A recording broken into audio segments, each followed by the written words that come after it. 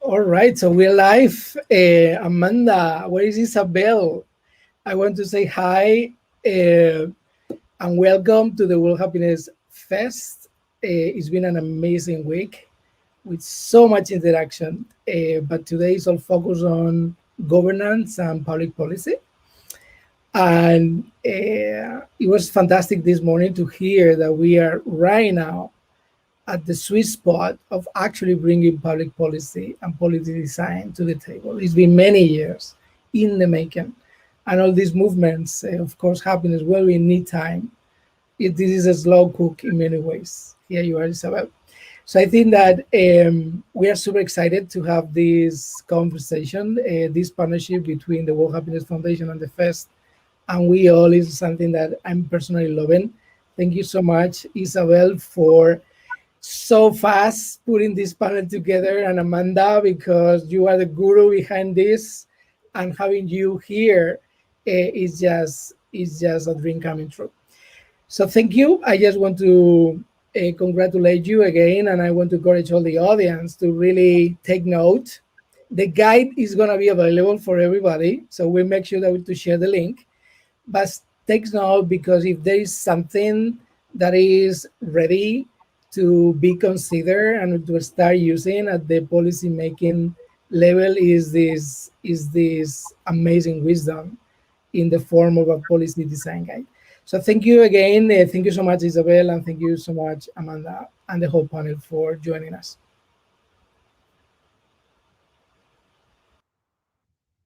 Amazing. Thank you so much. So hi, everyone. Thank you for joining us today on our chat of how do we design policies for a well-being economy. So my name is Isabel. I work with the Wellbeing Economy Alliance, or We All, which is a global alliance of organizations, alliances, movements, and individuals working together to transform the economic system into one that delivers social justice on a healthy planet, or an economy that prioritizes human and ecological well-being. We work with governments all over the globe to develop policies that fit their unique contexts. And just this last week, we launched our We All Policy Design Guidebook. And this guidebook is intended to support individuals, community leaders, local politicians, policymakers, and the like, aka everyone, to develop policies in their communities that are collaboratively designed and implemented. So today, I have a stunning panel that will discuss this guide, its implementation, its use, and how to develop well-being economies, and what's already in action all over the world. First, I have Amanda Janu, who will be speaking, and she is the knowledge and policy lead at We All. She's the main author of the guide and the woman who pulled this entire initiative together. We published this guide also with 70 plus members of our alliance, which is an incredible example of collaboration.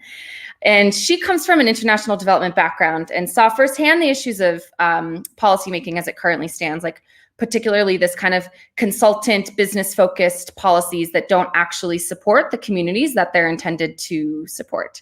And that perspective inspired her to develop this guide, and we're very excited about its potential impact.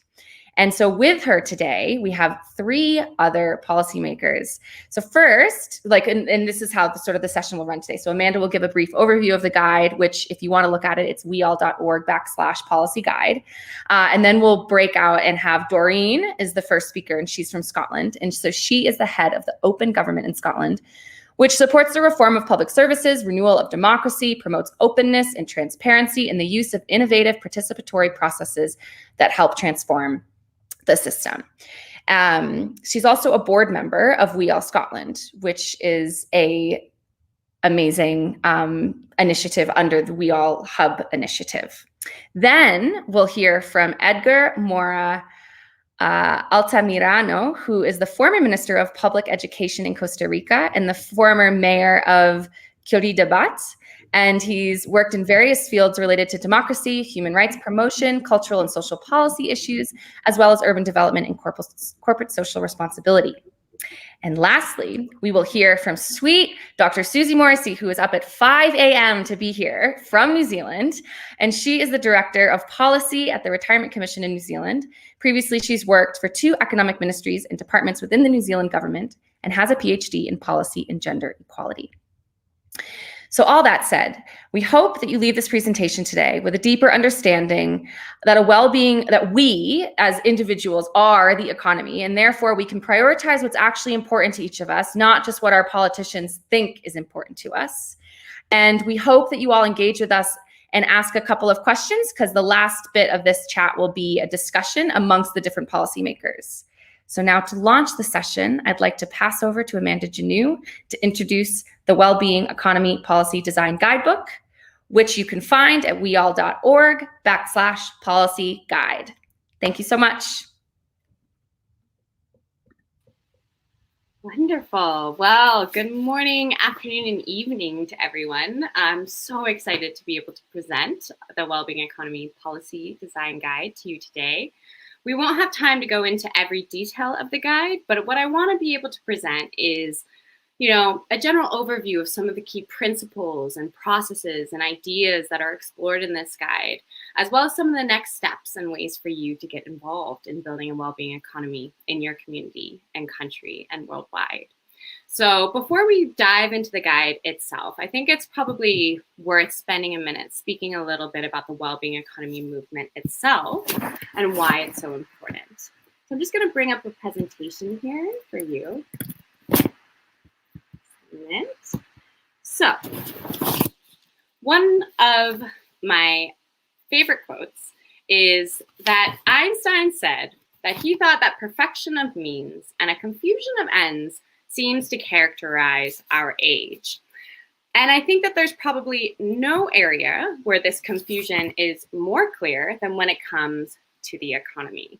So too often when we discuss the economy, we speak about GDP growth rates or the stock market or income levels, which makes the economy feel like this very abstract wealth generating machine that we don't really have any control over. But in reality, the economy is just the way that we produce and provide for one another. And so it's important to recognize that the way we produce and provide for one another, this system may generate wealth, but that's just the means to improving our quality of life. Hey, Amanda. Yeah. We don't see the slides. Oh, dear. Now we see them. Mm-hmm. So if you click play from start, what does that do? You see it? Black screen, no. Now, if you move the panel on the left all the way over so that if we can't see exactly, then at least we can see this. And if you can move the notes down and we'll make it as full screen as possible, that might be the best we can do right now. Okay. Let's do this. Sorry. No, that's great. Thank you for letting me know, and my apologies, everybody. This is the first time I'm using this platform, so looks fantastic. It's an experiment for us too, right? So I think you can see them now. Yeah.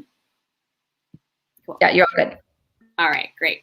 So as I was saying, I think that oftentimes we forget that the economy is just a word that we use to describe the way that we produce and provide for one another. And that the wealth or money we generate in this system is just a means to improving our quality of life. But somewhere along the way, we sort of forgot this, and we started to really just focus a lot of our energy on promoting GDP and wealth generation. And as a result, as Einstein said, we sort of perfected this in some ways. We've gotten very good at it. So at this point, global wealth stands at somewhere around $400 trillion.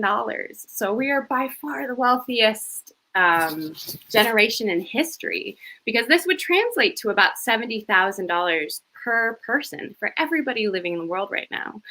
But the challenge is that something about the way that we're generating and distributing this wealth is not leading to improvements in our quality of life, and in fact is making many of us worse off. So a very clear example of this is in relation to the grotesque inequality and the rapid explosion of this, where we're at a point that just eight people own as much wealth as the rest of, as half of humanity at this point. And this level of inequality is really eroding social trust and causing severe amounts of social unrest and breakdown.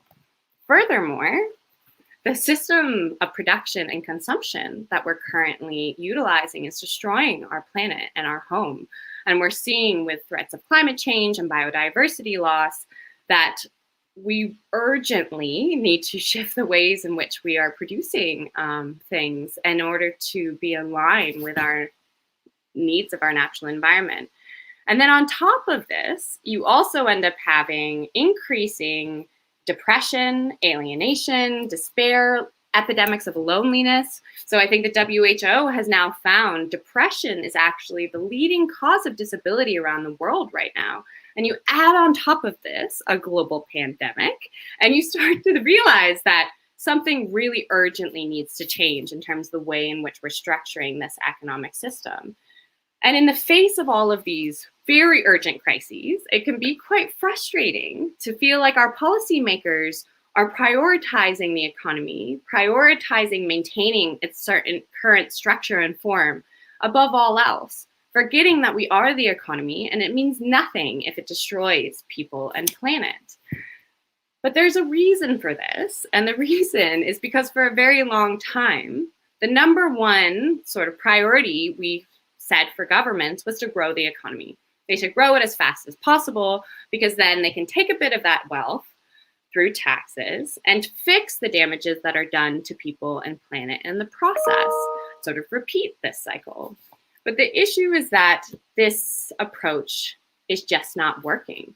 It's not only inefficient, but it's ultimately leading people to lose faith in their governments. So the majority of the world now sees our current economic system as doing more harm than good and actively eroding our democracies.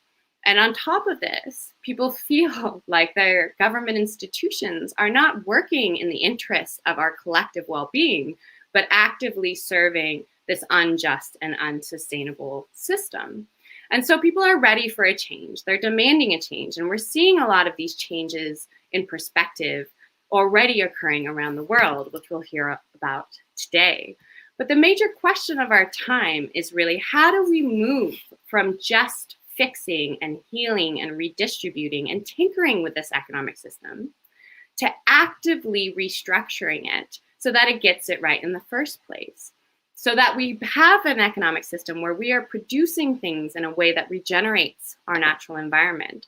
And we're providing things in a way that ensures everybody has the necessary foundations for a happy and flourishing life. And so this is the idea and vision that really sits at the heart of the well-being economy movement. So the well-being economy movement, it's all about getting the economy to do more of the heavy lifting, to ensure that we are all provided with our fundamental needs for connection, for dignity, for nature, participation, and fairness. So around the world, the well-being economy movement comes under a lot of different banners, such as inclusive and sustainable development, regenerative economies, donut economies, circular economy, and many more. But what all of these movements have in common is a recognition that people on the planet are not here to serve the economy. It is here to serve us. And that we have the capacity to build an economic system that really delivers social justice on a healthy planet. So all of that sounds great, right? But the question is, how do we get there? And so this was the question that really led us to design this policy design guide. So throughout this guide, you'll find quotes from members who helped to co-create this guide. And one of these quotes is by our member Till, and I think it sums up really nicely what the fundamental motivation for this project was. So he said, "The flaws with mainstream economics and GDP are now well documented. What is needed is a practical guide on how to build a well-being economy and how to organize this transition in a democratic and participatory way. Such a guide can help us to institutionalize these processes and give tools to policymakers and, really importantly, present the well-being economy as a feasible alternative." So with this ambition in mind, we got to work. So we started about a year ago, and we began with discussing what are really the fundamental principles that need to underpin policy design for a well-being economy. And what I won't get into all of the principles now, but I do want to highlight a few of them because I think it'll give you a better sense of why this guide is structured the way that it is and why it includes the content that it does. So the first is the importance of a contextual approach. So one of the most damaging aspects of our current economic system is that it has this very one-size-fits-all universal approach. And this has facilitated not only cultural homogenation and disempowerment, but also really inappropriate policies around the world.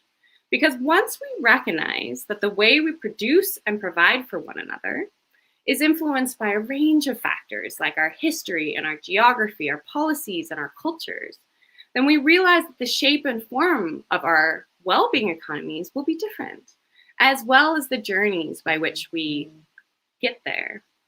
And so for this reason, this guide aims to be practical without being overly prescriptive, so that it allows space for you to really embrace a diversity of approaches and align these ideas and processes to your context. The second principle I want to talk about is participation, because this is really at the heart of this guide. Because participation is not only the best way to find really innovative strategies and policies, but it's also really important in terms of ensuring more inclusive and sustainable outcomes.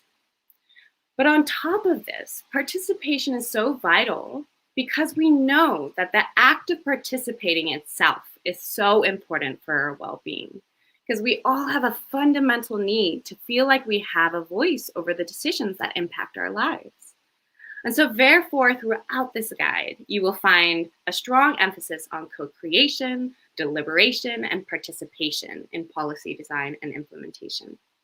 And finally, I just want to draw our attention to the principle of a strength-based approach, because this one's actually pretty radical, because standard economic policy is very deficit or problem-based generally, meaning that we tend to start by identifying challenges or problems or things that we're lacking, as opposed to starting with a perspective of abundance and thinking about what do we already have? What are the strengths and capacities we can build on in order to achieve our vision for the future?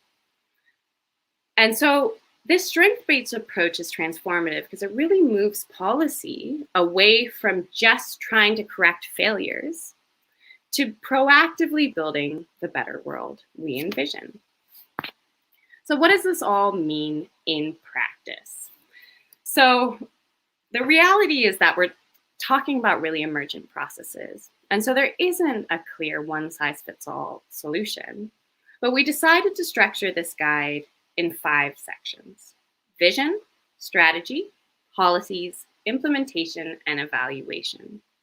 And as you read this guide, it may be tempting to think of this as sort of a step-by-step manual, but the reality is that it's not. Yeah? All of the processes that I'm going to discuss today and that you'll find in the guide are fundamentally interconnected and feed on themselves and require continuous iterations in order to come to the ideas, solutions, and systems that are going to feel really empowering, liberating, and get us to a new structure and system for our economy. And so for us, ultimately, this is all about experimentation and learning from one another as we go on our journey towards a well-being economy. So with this, let's dive into the guide itself. So the first stage of this guide is all about developing your well-being vision, expanding our notion of progress, and becoming clearer on what kind of society and world we really want to live in so that we can proactively go about building this society. It's about moving beyond measuring success by our level of GDP to measuring our success by our level of well-being. Your well-being vision really acts as your North Star for the transformative journey ahead. And in working to develop this vision, we thought that there were some questions that start to emerge in terms of how do we understand what really matters for well-being? How do we craft and communicate this well-being vision? And how do we measure well-being to keep us on track? And so these sort of questions became the structuring device for the chapter. So let's start with understanding what matters for well-being. So this is the only time I'll show you an actual page from the guide, but I want to give you a sense of what this will look like when you read it. So first of all, what you'll see in this guide is the section on how, right? And because we recognize that there are a variety of different ways to undertake any kind of process. So you'll find a variety of different approaches along with hyperlinks to tools and resources that can help you to operationalize this. But you'll also importantly find the section around We All tips. And these are the tips that come from our membership, from leading thinkers, organizations, and change makers in this movement around their suggestions on how to organize this process. And so from our perspective in We All, the best way to understand what matters for well-being is to ask people.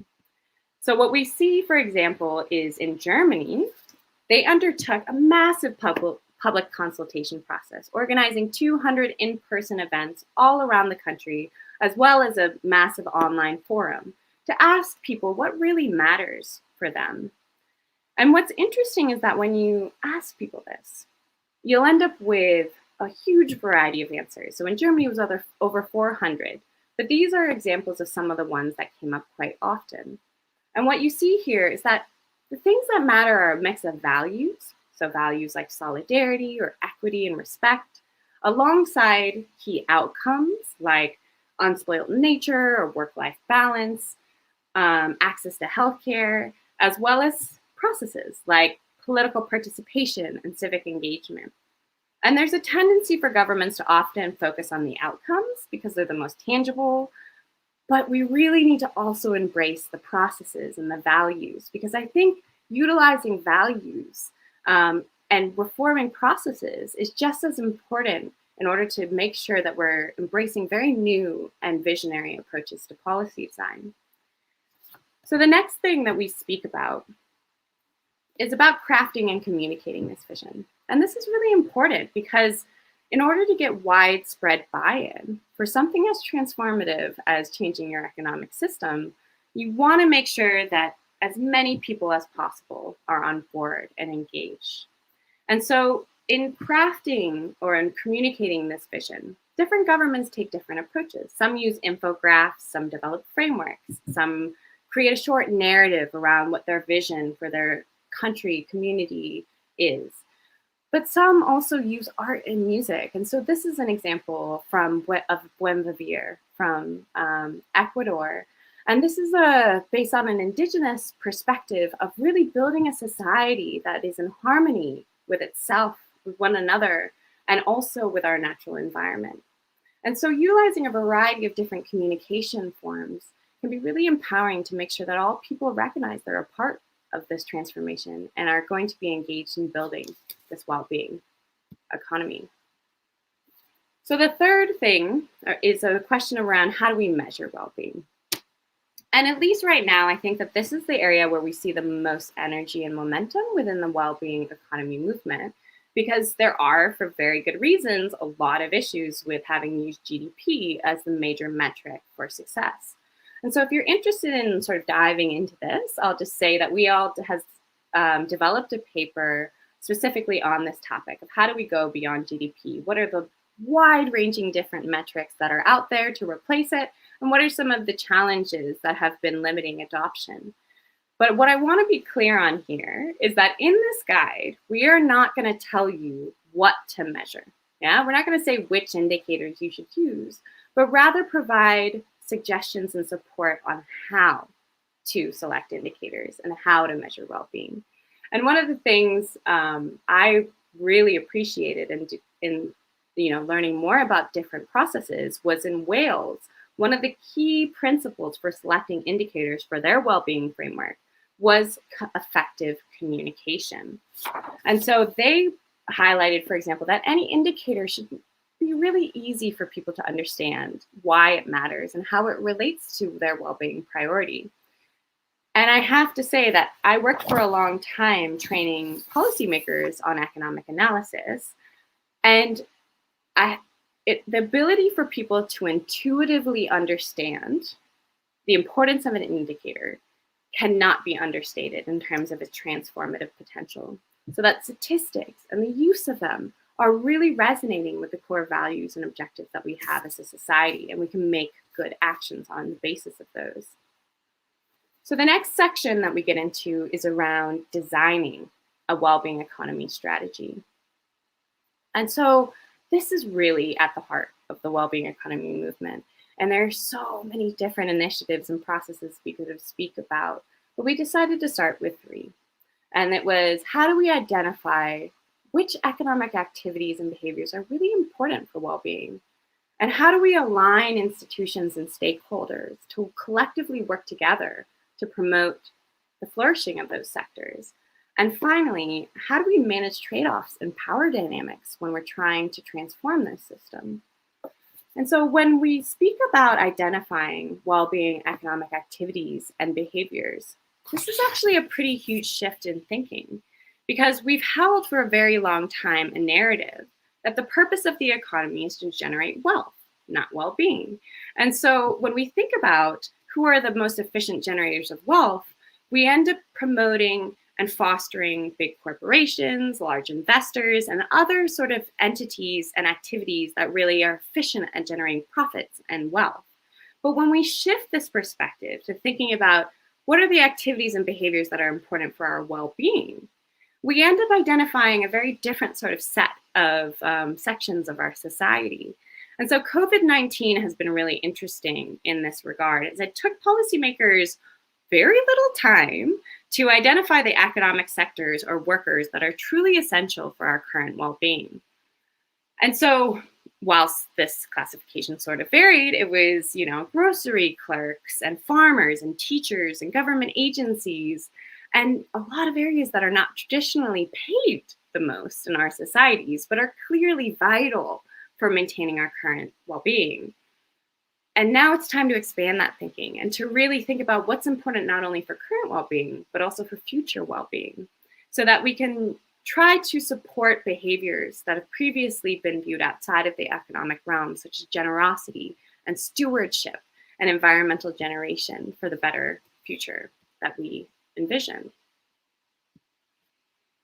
And then another area where we're seeing a lot of exciting developments, and this is from all over the world, is around aligning institutions. Because we did for quite a long time take a fairly siloed approach, right? There are different experts, different policy makers who are in charge of different specific areas. But as we expand into a more multidimensional understanding of progress, we recognize how interconnected all of these different areas are. And so we need to make sure that various stakeholders and institutions are collectively working together to foster the transformation and build these strategies together for the transformation that is needed. And so one of my favorite case studies is this Envision Utah initiative. And it began in the 1990s because the state's economy was growing really fast. And they saw that this was doing a lot of damage to the environment, and they were concerned about the quality of life impacts. So they decided they wanted to instigate a really participatory strategy design process for their economy on how to best really manage this growth so that it was inclusive and sustainable. And I think that this might resonate with a lot of people, but the idea of developing an economic strategy with citizens was, first of all, not super popular. So people felt that, first of all, this was encroaching on their territories, as different towns and agencies and districts felt that this was their role to sort of manage the economy. And there were also a lot of people who felt that economic policy or strategy is something too technical for average citizens to be able to meaningfully engage in. And so this paternalistic view sort of reduced the desire for some people to promote this initiative. But in the end, they were able to get it through and get large-scale buy-in by presenting this as, first of all, a long-term initiative. So it was not one that was going to be constrained by any political administration or cycle. So this is important in thinking about your own context, perhaps. They also frame this as visioning as opposed to planning. And that was really important because then it didn't need to be constrained to a very narrow, technical, managerial sort of process. And finally, they presented it as a continuous process as opposed to a project. So that wasn't going to be constrained by just like a 1 year or 2 year short-term initiative. And ultimately, it did take quite a while for this strategy to be developed. It took years of citizen workshops and data generation and gathering, discussion forums and surveys in order to ultimately develop a different economic strategy. But the transformation of this has been incredible. And now some 20 years later, it's still going strong with becoming a core part of the government process by which to engage all stakeholders in society and thinking about how the economy is going to grow and be managed. Finally, and this is where we get into the really tricky stuff, we cannot talk about building a well-being economy without being honest about trade-offs and, importantly, power dynamics. So power plays a huge role in maintaining our current system. And if we're not going to proactively confront and acknowledge those challenges, then we're not going to be able to ultimately develop strategies that can manage these trade-offs in an inclusive and fair way. And so the just transition, which I'm sure many of you are familiar with, is a really great example of how we're seeing different communities and policymakers managing tensions between environmental objectives and social objectives in a way that is democratic and inclusive of the people who are potentially adversely affected by moving to a low carbon economic system. All right, and then we get into policies. And so I don't want to speak as much about, the next 3 sort of sections of the guide, but I do want to give you some sense of some of the core ideas and areas that are in them. And so when we talk about transforming or building a well-being economy, individual progressive policies are great, right? But a coherent, integrated policy mix is better. And so policies are the way that we encourage or discourage certain kinds of behaviors in our society. And if we look at the existing policies in place and how aligned they are with our strategy and vision first, before developing new strategies, we can help to reform the existing ones in a way that is quite transformative and helps us to also better align the various pieces, all of those different policies that are already in place. And this is an area where I think there's a lot of space for more innovation. And we're seeing exciting new initiatives coming up every year. And so one of these is in particular moving beyond cost-benefit analysis as the way of evaluating policies. So for a long time, anything was sort of translated into a monetary cost or a monetary benefit. And so then we would make decisions on which policies to utilize regarding how much they cost or how much revenue they would generate. But ultimately, this misses a huge aspect of what the whole point of policy is about. And so we're seeing particularly exciting movements in gender budgeting and racial equity budgeting, where we're seeing the value of equity being utilized as the assessment tool to think about how our existing policies have been maintaining certain kinds of marginalization and inequalities, and how we can actively reform those policies in order to achieve this value of equity in our societies. And so Iceland, for example, is building on their experience with gender budgeting to start to develop well-being assessment tools, to really think about the variety of different well-being values and priorities and how to utilize those to assess policies and develop new ones. We're also seeing a lot of exciting movements in the areas of co-creation of policies. So around the world, we obviously are emphasizing a lot co-creation, and I think Doreen's going to speak to this and so much more as well. But there's a movement happening. People want to be engaged in policymaking, and we're seeing this in places like Barcelona, where they're utilizing technology as a way to make sure that all people's voices are being heard and are being integrated into their economic policy and strategy development processes. And so here we get to implementation, yeah? And I think in my experience working in economic policy for about a decade, this is where things tend to go astray, right? So there are no lack of experts or McKinsey consultants or, other policy sort of analysts who are happy to come in and develop really fancy, beautiful policy documents. But in my experience, these documents end up either sitting on a shelf somewhere, having cost a couple $1 million, or people actually try to implement something that they don't understand, and often is not in their interest. And so we really need to transform our thinking around how we're implementing policies so that it's not only about, top down, but really meaningfully bottom up policy implementation, where communities are taking the lead in designing, implementing, adapting, and monitoring these policies. And I love the example of the Barrios Verdad from La Paz, because after decades of failed sort of poverty alleviation and infrastructure development sort of projects, they decided to just give poor neighborhoods in La Paz the power to design their own infrastructure and community development programs. And then they would give them the money that they needed to execute their plans, along with an additional sort of fund in case there were adaptations or new sort of complementary programs that emerged along the way. And ultimately, the incredible sort of impacts of this program on people's quality of life and the sustainability of the initiatives have been so transformative that it's become an example of best practice for a lot of countries around the world. And so when we speak about impacts, this brings us very nicely into our final point, which is evaluation. And so evaluations play a really important role in all of the processes we talked about, right? So qualitative and quantitative evaluations help us to really understand what's going on and to have evidence and insights on what's working and what's not, and to where we should be heading and in what direction.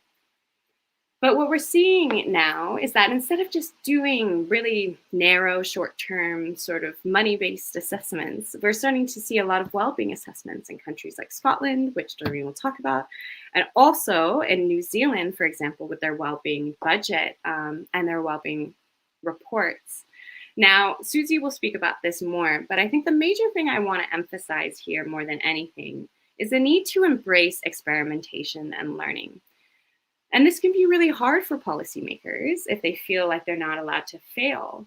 But we're trailblazers here. We're trying to build a different economic system. And when you're doing something new, you can learn just as much from success as you can from failure. And so in developing these systems, we need to also create mechanisms for continuous learning and reflection and dialogue so that we feel that we ourselves are policymakers and a part of building this well-being economy and a part of really evaluating what's worked and providing insights on how to improve these processes. So with that, I hope I've convinced you to read the guide. It's not very long and it's got a lot of pictures, but if not, I hope that this presentation has given you a good flavor of what this guide is about. But before I end, I just want to tell you that the purpose of this guide is not to create a nice PDF. It's really about encouraging action. And so to illustrate that a well-being economy is not only possible, but it's already underway. And so in the months and years to come, we have a lot of exciting initiatives to sort of roll out this guide.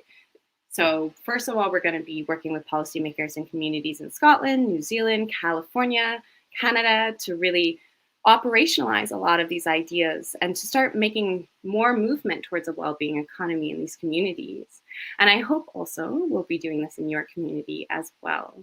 We're also developing a policymakers network. So this is for civil servants at any level of government and any kind of agency to come together and to feel supported and like they're not alone in their vision for a different economic system, and to learn together, share best practice and challenges. And importantly, this guide is really about galvanizing public action, reminding people that we are the economy and we have a right and a responsibility to mold and direct it according to our values.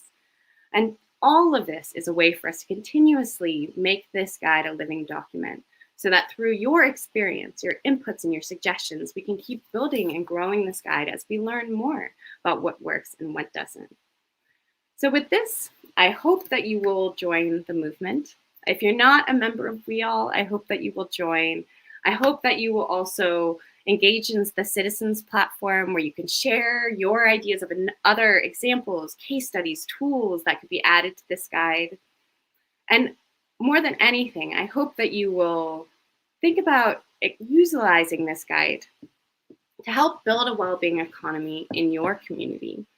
And so I just want you to know that we all is always here to support you in whatever way we can, and that you're not alone in believing that this thing we call an economy can be transformed and that we can build a more just, kind, and sustainable world for everyone.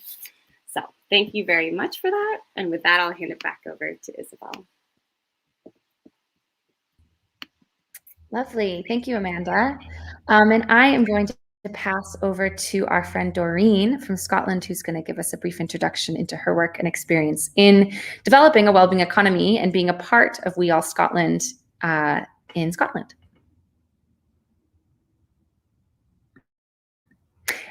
You are on mute, Doreen. Not now. Thank you. And thank you so much, Amanda. I am one of those policymakers.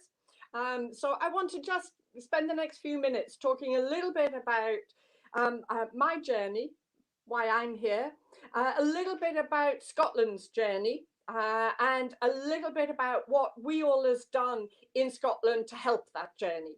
So first of all, who am I? So I am Doreen Grove. I'm currently head of open government in Scotland, but I only moved into government just in advance of Scotland having an independence referendum in 2014. I did that not as a political move, but because as a historian and an archaeologist, I was really interested in the story we tell ourselves. And the story we tell ourselves is so important. And as a historian, it felt designing a new country, which is essentially what we were doing, felt like a really important thing to do. So the outcome of that independence is well known. And though independence didn't happen, what it did do was wake us up as a population to really think about what we wanted as a nation. And it also enabled government to spot that actually people really cared, whatever side you were on. And I'm not saying they were all nice, kind conversations. There was a real buzz about the kind of future that Scotland could have. We were already a country that had really thought about what we wanted to do. So as early as 2007, we had put in place what was called the National Performance Framework. And that was a set of ideas that would help direct policy so that we could properly think about the things that actually mattered. It was drafted in a smoke-filled room by half a dozen men, but nonetheless, it was an incredibly good start. It was a really thoughtful set of principles and ideas. That was refreshed in 2017, and that's where we begin to see the messages that have been growing around the economy really beginning to take flight. There are one or two hugely both informative but inspirational people based in Scotland, not least Catherine Trebek, who is one of my colleagues in We All Scotland, and her work with Oxfam, looking at the Humankind Index, looking at how we measure success, thinking about how we really assess what the spend that government makes actually does, who is benefiting it and how is it benefiting. So the development of our second national performance framework, the refreshed one, it has a single purpose for Scotland, and that purpose is to focus on creating a more successful country with opportunities for all of Scotland to flourish through increased well-being and sustainable and inclusive economic growth. I think many of us would recognise that growth bit is probably still quite an uncomfortable word to use, because growth for us probably means not for others. But nonetheless, that direction of travel has been very real. It also has a set of values, and these also come from that well-being discussion.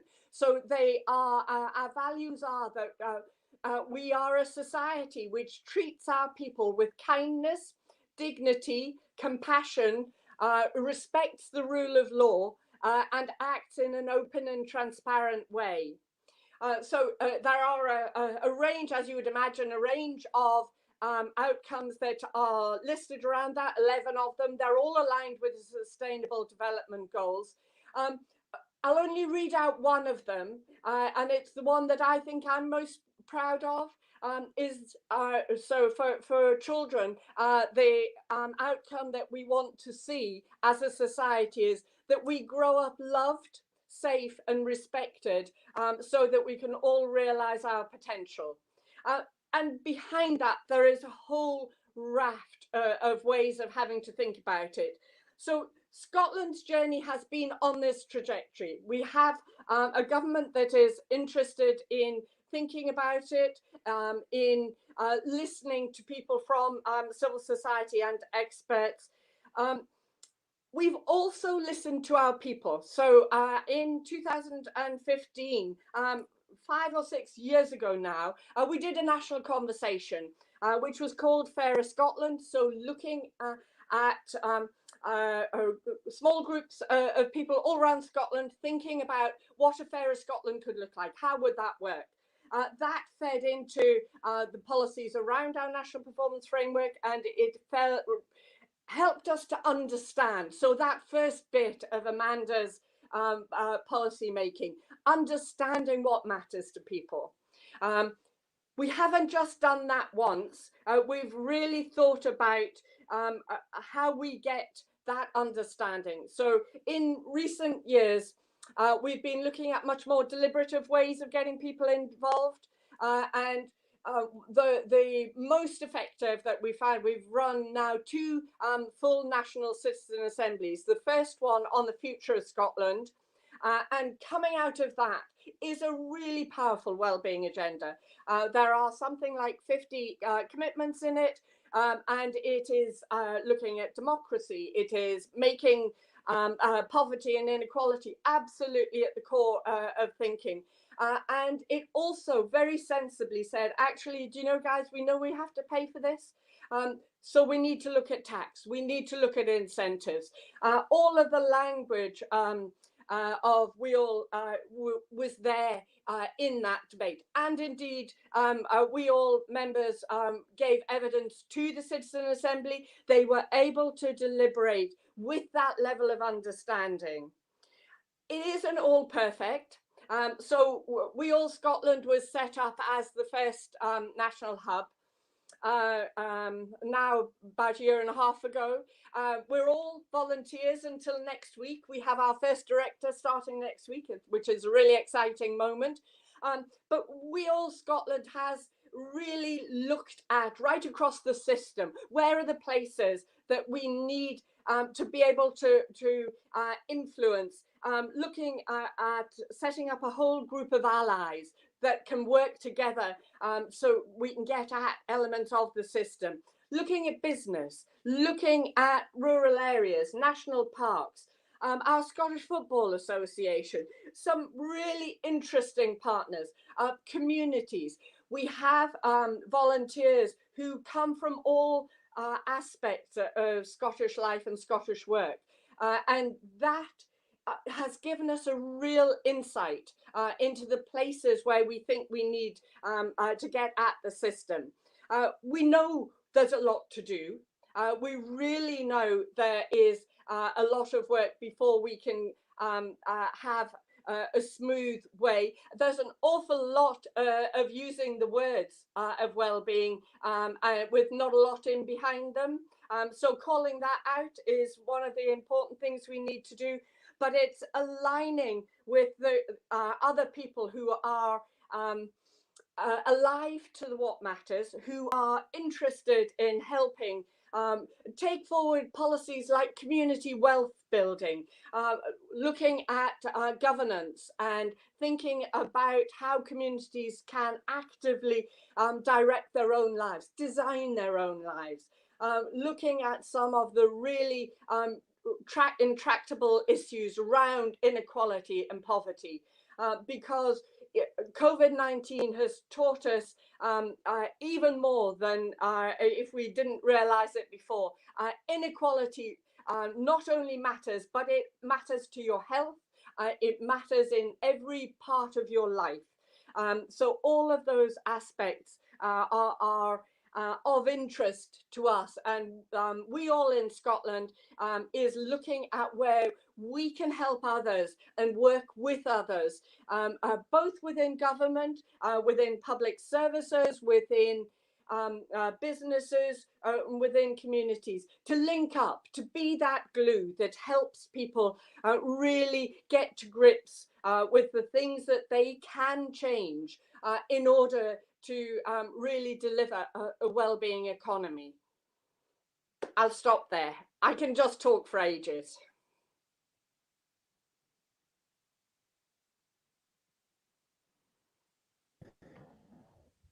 Thank you so much, Doreen. We love hearing you talk. Very interesting content there that you shared with us. So next, I'm going to ask that Edgar come to the stage. So as a reminder, he's the former Minister of Public Education in Costa Rica and a former mayor of Curitiba, and he's working in various fields related to democracy and human rights, cultural and social policy issues, as well as urban development and corporate social responsibility. So with that said, thank you, Edgar. Yeah, my pleasure. Thank you for having me. It is really a pleasure to be here with all of you.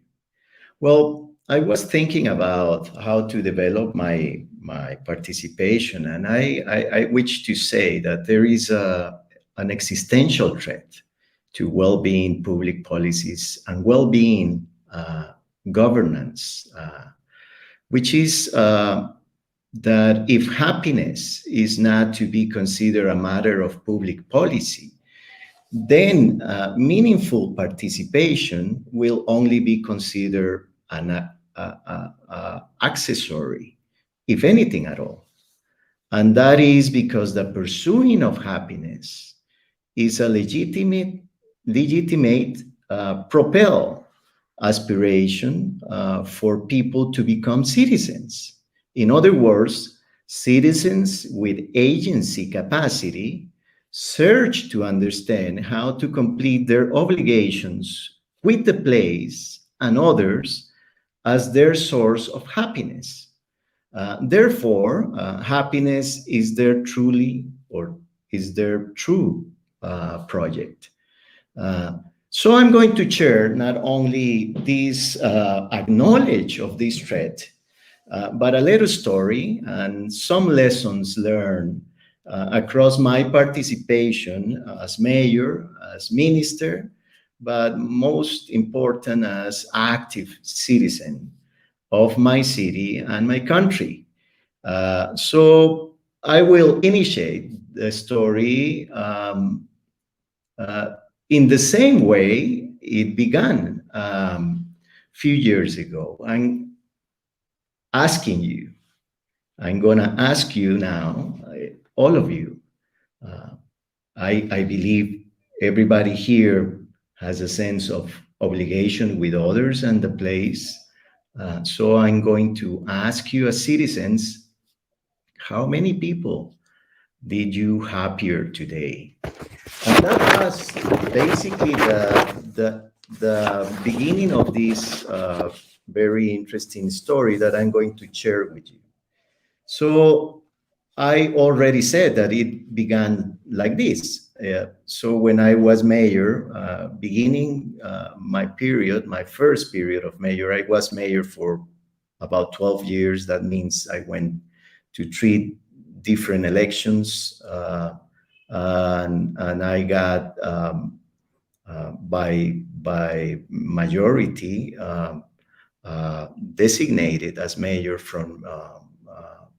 from my people. So from the people that live in my city, my neighbors. So in my first term, I was asking this question to every single employee or collaborator of the municipality that I had the opportunity to meet. I was asking all of them, no matter what the rank and what the position or the function they played in the municipality, I was always asking them, how many people did we happier today? It came out of my desperation to put in action the transformations in my city, or the transformation of the city. And I have to say, for the record, that I was representing a social movement rather than a traditional political party. So innovation was at the core of our intentions to institutionalize change. So we were not only citizens that were activated as a social movement, but we had the clear sense of our obligation to transform the institutional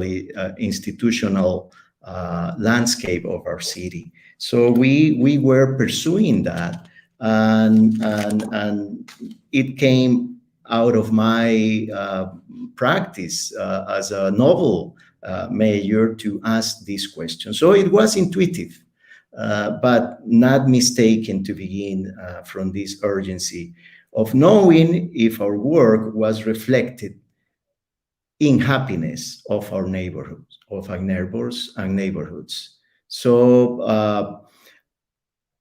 I wasn't getting answers at the beginning, not positive answers, but rather than that, I was getting very aggressive answers coming from these people that I was asking this question. I learned that this question was a kind of moral bullet. How many people did we happier today from the municipality, from our job? So not only that, but I remember that once the legal advisor, which is a kind of judiciary or juridic controller, visit me with the specific intention of persuading me to cease to ask this question. And he will tell me that the public law only allowed functionaries to do what the law prescribed in advance to do, and that there was nothing, not only a single mention of happiness in the municipal code. So I was mistaking the question. So of course I didn't really care about what his opinion was, and I keep on going, asking this same question until one day I start to get a positive answer. Engineer came to me and said, you know, Mayor, I think, Mr. Mayor, I think we did happier a lady in a neighborhood of my city, because we did something for her, and she was so happy that she invited us to have coffee with her in her house, and she sends you her regards. So I asked this engineer to pinpoint in the map where this lady was, where was the house of this lady. And I got the first data point of what become a happiness map of Curridabat.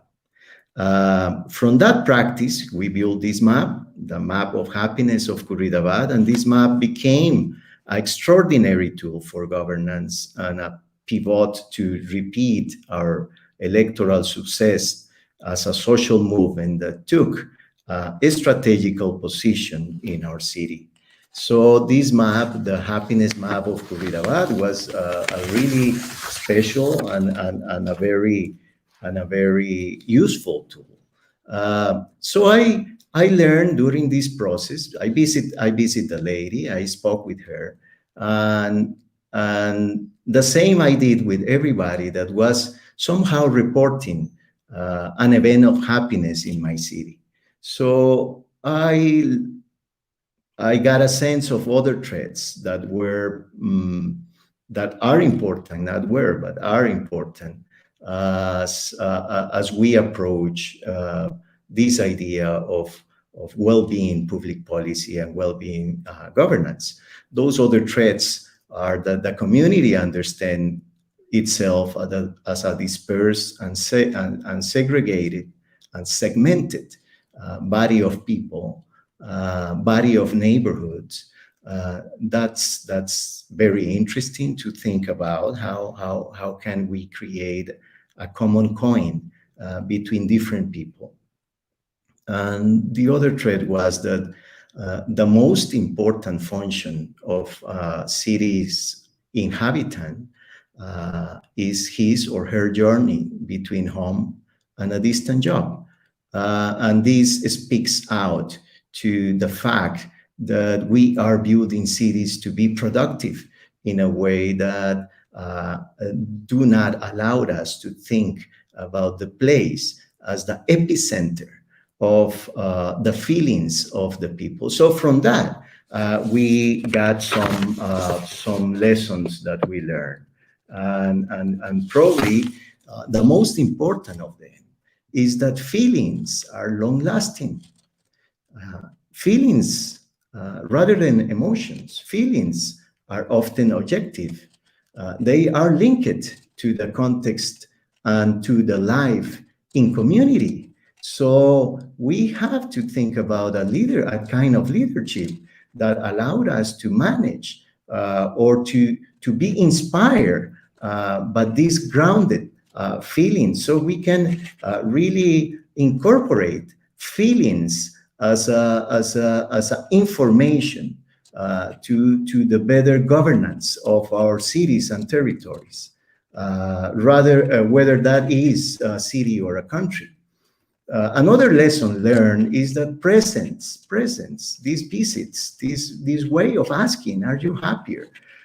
This presence from the governmental body is a great catalyst of territorial dynamics. So what those presence means? Well, I will break it down in openness, concentration, calm, tenderness, and enthusiasm. Another lesson learned is that the city becomes possible only after the narration of its coexistence, the way that people want to coexist. This narration is basic, to understand what the city can do for itself with their citizens or with its citizens being involved. So the identification of common needs and the search for solutions, it's very, very important. And this speaks out of the necessity of participation, not as an accessory, but as a main. This meaningful participation is at the core of the possibilities. But not only participation, but the narration of this process. So finally, another lesson learned is that if politics do not moralize the gaze of the leader and the citizens, then it is not really useful for any other purpose. So with these lessons learned and the implementation of these lessons, we were able to complement the power that was officially and formally transferred to us with the enough authority given to us from citizens on day-to-day basis. In other words, designing services with the intentional aim to produce happiness, award us with trust. And trust, it's a public deed. Not only a common public deed, is the most important public work that we can ask for as citizens and also as people that govern cities or countries. So the way we use this trust needs more time to be explained. Let me only say that we ended this process designing the revitalization of our city, taking pollinators as the main informants of that process of redesigning the cities or redesigning our city of Curridabat. We declare them as agents of prosperity, and furthermore, we declare them citizens. To do that in an anthropocentric society requires, firstly, to have the trust from the people. So this is what I will say for now. And I'm open to any other question or comment that I can answer or participate with. Thank you. Thank you so much, Edgar. Yes, we'll definitely have some questions for you at the end of this session. And to kind of conclude on our policymakers here, I'm going to bring Susie onto the stage. And Susie's a policymaker in New Zealand who's worked on well-being in the Ministry of Finance. And so please tell us more. Kia ora koutou. Hello, everyone. So it's a pleasure to be here today. So yeah, I'm going to talk to you about the New Zealand experience. So in New Zealand, what well-being means has been thought of in a couple of ways. So we've thought about it from a ministry perspective, and we've thought about it from a citizen perspective. So our statistics office decided to collate some indicators of well-being, and they went out and asked the people what was important to them.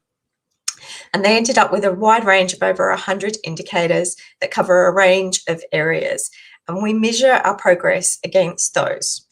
So you can find those on Statistics New Zealand wellbeing indicators. So that's our first measure of well-being in New Zealand. The second one is the one I'm going to talk more about, which you might have heard about, and which is the Treasury's Living Standards Framework. So Treasury created a wellbeing framework in order to actually improve their policy advice. So this came from the Treasury is the Ministry of Finance.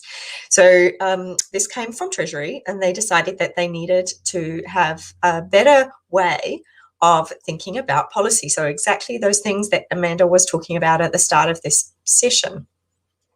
So they developed what they call a Living Standards Framework. And so again, you can find that on treasury.gov.nz and just look for Living Standards Framework. So this was developed based on the OECD's Better Life Index, which many of you might be familiar with. So it's a stocks and flows model of current and future well-being. I won't go into too much detail about the framework now, but you can look it up for yourself. So those are kind of the two formal ways we've been thinking about well-being. What happened then after Treasury had established this was that the incoming government in 2017 decided that they would use that framework as a basis to create what they called a well-being budget. So we have an annual budget that for the whole of the country, and it's delivered in May each year, and they decided that the budget of May 2019 would be a well-being budget. They also decided that they would do what they could with the 2018 budget to be well-being. So what the government now uses is the wellbeing assessment that the Treasury produces. They use that to determine what their budget spending priorities will be. And this government has had a strong focus on mental health and child poverty, and of course also on the environment. And Amanda put up a slide before about just transitions because we're moving to a carbon neutral by 2025. So government decided what the priorities would be, and then the process is that the different ministries or agencies, departments, bid then for funds from the budget. And the way that those bids are assessed is using the living standards framework. So it's necessary to identify the improvements on well-being on one or more of the facets of well-being that are contained within the living standards framework, because it is a multifactorial approach.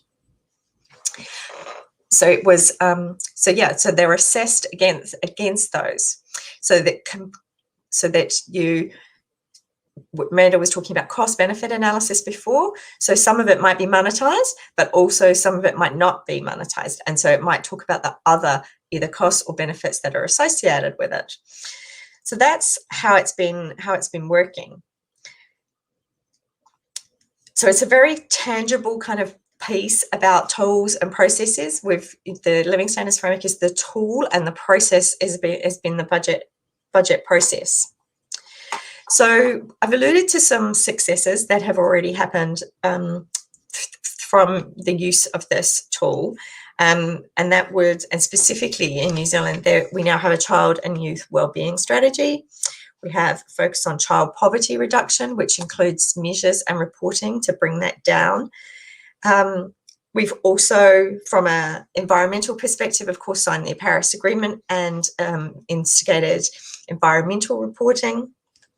We've had the just transitions work, where we've ceased offshore oil extraction, and so we've put a deliberate effort in then to that area of New Zealand that's affected by that to help create alternative jobs. So exactly that redeployment that we talked about. We've also introduced Wellbeings into the Local Government Act. So what I talked about so far was on a national level, but obviously the small local governments are just as important as national policies. And so we've put in a requirement for those governments to also be considering wellbeing. So there's been a number of things that they have tangible differences that have occurred as a result of this focus on wellbeing. But I guess, let's be honest, it's also important to think about challenges. And so I think one of the things that's worth mentioning is that post-COVID, the next budget that came out after that and the expenditure that's occurred after that has been, you could argue, quite traditional in terms of physical infrastructure investment. We called it shovel-ready projects. From a gender perspective, there is the opportunity from gender budgeting and gender responsive analysis to understand what the impacts of spending are from a gender perspective. And physical infrastructure, given the cultural norms about gender segregated workforce, obviously directly impacts men on average for a greater extent than women. There's been really interesting research in the UK that shows how social investment, i.e. into education, healthcare, childcare, can actually have a greater impact than actual physical infrastructure investment. So I think it's fair to say that there's kind of plenty of things that we can still be looking at and doing, but we've definitely made a real move towards wellbeing as a focus in terms of both our national and local government. So that is just a really brief snapshot. I'm conscious that we don't have so long for the session and we probably want Q&A. So I'm going to wrap there, but I'm more than happy to answer any questions. Kia ora. Thank you so much, Susie. Amanda, do you want to say anything before I sort of jump into questions? Oh, no, I just really want to thank you all. It's just, it's always incredible, obviously. You talk about policy making in some sort of abstract way, and then to have people who have really been actively engaged in building these well-being economies at, your various levels. Yeah, thank you so much for these incredible insights. So I'll hand it over to Isabel for questions. Perfect. So we've got 15 minutes. So I'm going to be very efficient and probably chop you guys on time because I want to make sure that everyone gets a chance. But okay, so my first question is, I'm going to ask sort of So my first question is, what's the biggest challenge, or who is your biggest challenger and when you're coming up against driving this kind of policy change? So I'm going to go to Doreen first, and I'll give each of you about 30 seconds, and I'm going to time you. Oh, 30 seconds. Okay. Uh-huh. I mean, undoubtedly tradition, the inertia that comes from people being afraid to step beyond what they're used to. So, which is why this policy design guide is so fantastic, because it enables people to have a vision of something beyond that. But we really shouldn't underestimate the power of the existing economy. It is still presenting itself as this rational being that sits over here, and you all have to stroke it and be nice to it, otherwise it'll bite. And of course it isn't. We have to challenge that at every turn, and we have to say there is another way. I love it. Thank you. Edgar, over to you. 30 seconds. You're on mute. Oh, you're on mute. Sorry. I think our main problem is the problem of design. We have to acknowledge that everything has design. That means everything has configuration, everything has rhythm, and everything has scale. So problems of design, but the main problem of design is not our inability to design, is that we are designing public policy from the supply side instead of designing public policy from the demand side. So we have to design tools, capacity, skills in order to aggregate information from the demand side. That is the main message we did, or we send when we declare pollinators as agents of prosperity. We were saying, let's build the city from the eyes of these beings that have been here, even if they were not asked to be here. And that is a very powerful message coming from the demand side. So just to finish, incentives to change are not in the supply side. Incentives to change come from the demand side. Yeah. Thank you. And Susie. So the biggest challenge that I've been thinking about is that in this country, because a particular government introduced this approach, I've always been concerned about its longevity when the government was to change. So, but I think Edgar has probably just articulated the way around that, is that actually we need people, we need our citizens to be really supportive of the efforts. And if that was the case, then it would become apolitical, which would be amazing, and I think is really necessary if we're going to go forward. Yeah. Thank you. Amanda, a question for you. What do you hope will be the impact of this guide over the next year or two? Wow, yeah. Well, I mean, my hope beyond anything else, I think, would be that people realize that a different economic system is not just an idea, it's fully possible. That is, the economy is not something given, it's something we construct through our collective decisions and actions. And that feels empowering to people to be actively engaged. And so we move beyond this idea of just, oh, that sounds good, to, okay, let's start building it. Beautiful. That was exactly 30 seconds. Let me just say. Edgar, I have a question for you. It seems like you were going around and you were asking people, in your community, whether or not they were feeling like there was impact happening, or if they were happy. And what do you think citizens can do, or individuals can do, to help policymakers such as yourself, who are really trying to act in their interest? And when you dealt with individuals in the community, like, what were the actions that supported your work? Well, I think people need to speak out. People need to explain themselves, and we have to acknowledge that there are limits to that are imposed by the grammar, are imposed by the context where people live and the capacity for of them to express themselves. And therefore, we have to also allow people to speak out with a lot of freedom. It's our job as policymakers to ask questions back, to try to understand. So people have to share time with us, and we have to use that time to understand people.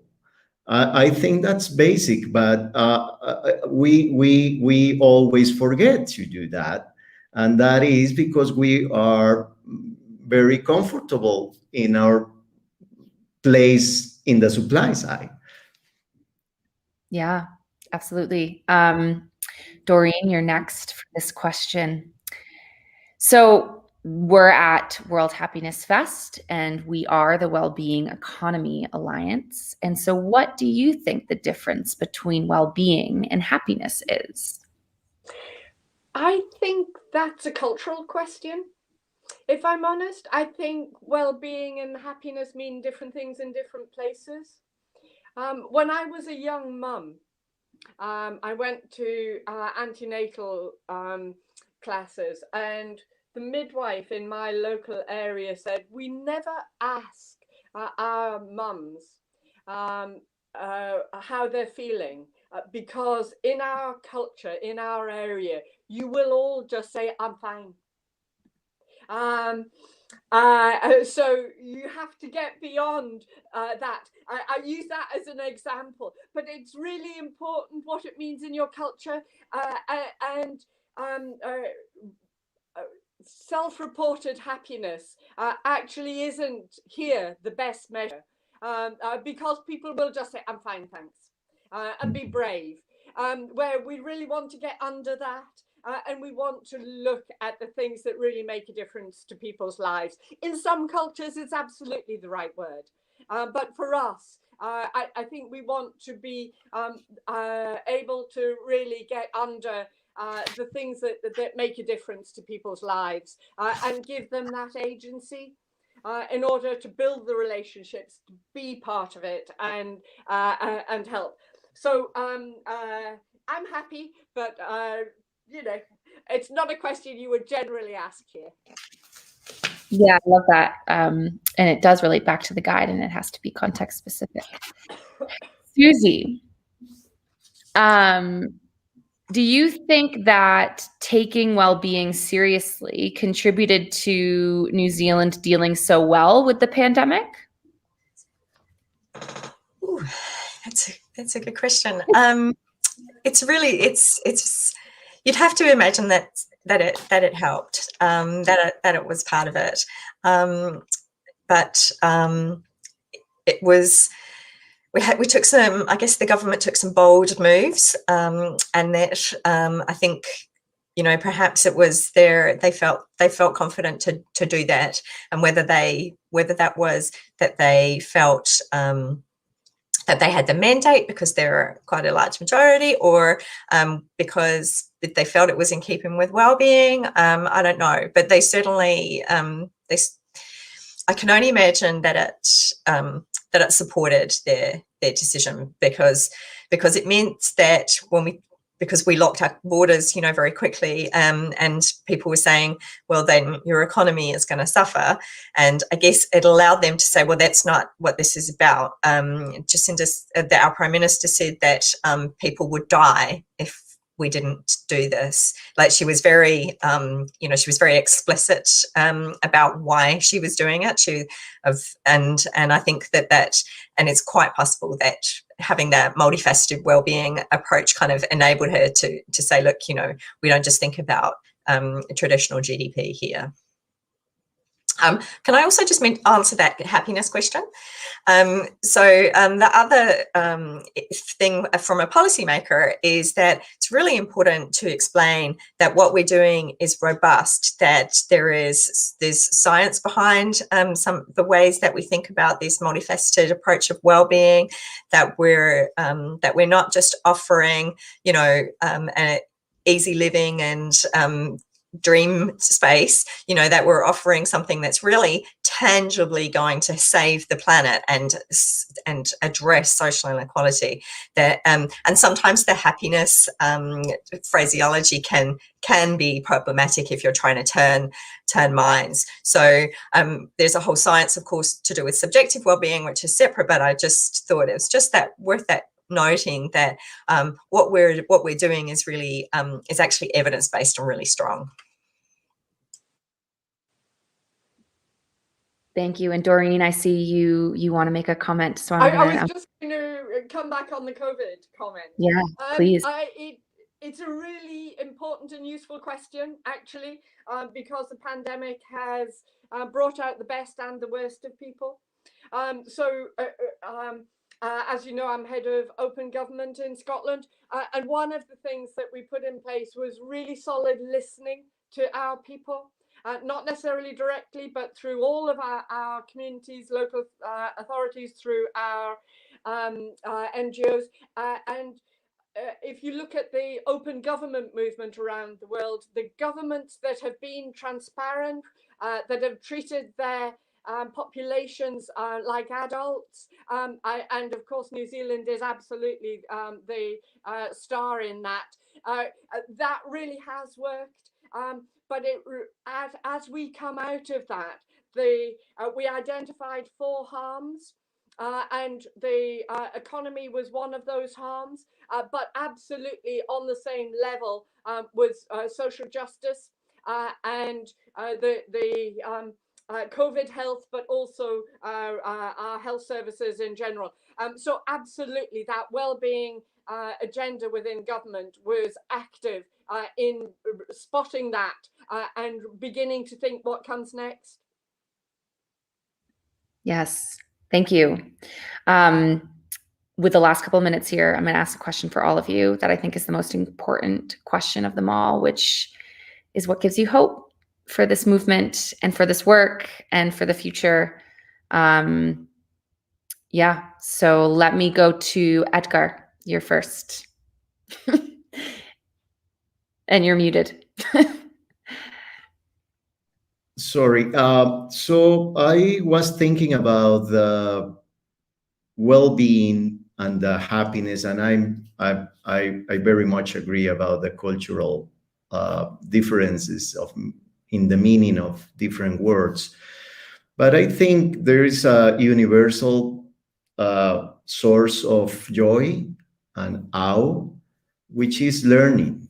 And here comes the Minister of Education, or former Minister of Education, to the set, saying, you know, while people is learning, people has this hope of saving the planet, and saving the planet is a utopia that allowed us to have a very important journey in our capacity to put in action the wheel of transformation. And I think that is my desire and is a way of understanding well-being.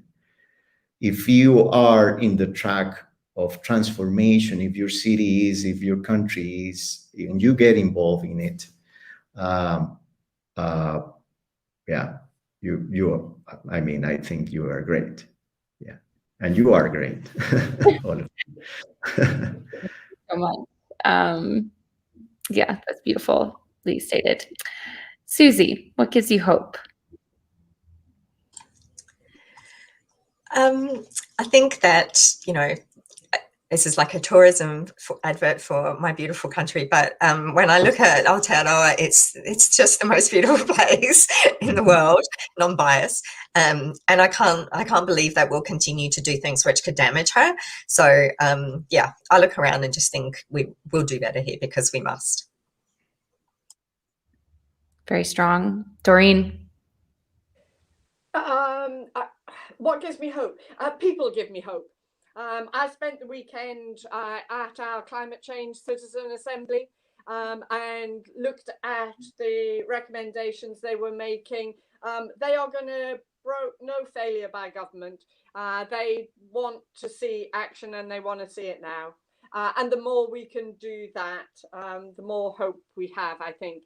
It is properly giving our populations the ability and the tools for them to be really, really active. Yeah. Thank you. Amanda, I'm going to pass over to you to answer that and also say any closing remarks, as we're going to be at time in a minute here. All right. Yeah. Well, thank you so much, Isabel. I'd love to hear your answer also. What gives you hope too? Maybe first before I close. What gives you hope? I was just thinking, like, I'm full of smiles at this moment because we just brought, like, from New Zealand to Scotland to Costa Rica to the US, and I'm at Nairobi at the moment, and this is hopeful in and of itself. Like, all of this is it's a beautiful coming together of brains, and yeah, I'm exhausted, so that's all I got for right now. Thank you. Oh, that's beautiful. Yeah.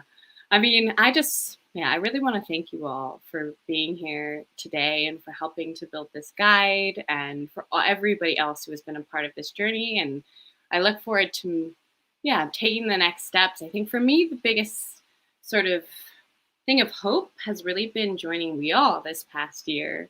I worked in economic policy for a long time, and it was always a very masculine, kind of cold and technical space where this idea of visioning and of kindness and of warmth and of collective thinking and collaboration was not always really celebrated or encouraged.